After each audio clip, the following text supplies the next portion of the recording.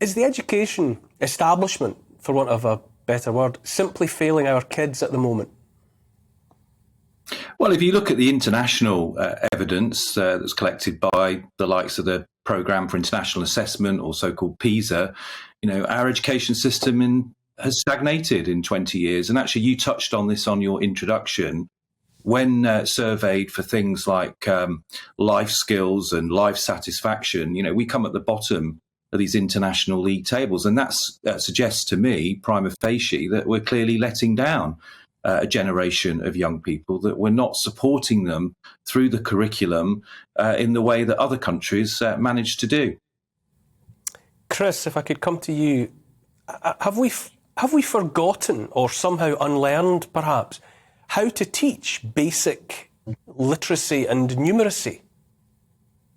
We have. If we go back 30, 40 years, when our campaign for real education was set up, we were arguing then, for example, that we mustn't move away from teaching children the sounds of letters, or called phonics. And in those days, the children were being told to just recognise individual words. It was a catastrophe. And now, I think all commentators recognise the importance of phonics. But yeah, things have gone backwards. We're the only, according to the OECD, the great number crunchers internationally, we're the only country in the developed world where grandparents outperform their grandchildren in basic skills. And if you go back even 70 years, Singapore, which is currently more or less at the top of the international league tables, they were basically illiterate 70 years ago. They were 95% illiteracy. And we were way ahead. Now that we're way behind, we're about 3 years behind Singapore in standards. So is there a problem? There really is. But look, it represents a triumph for modern thinking. It represents a triumph for the educational establishment,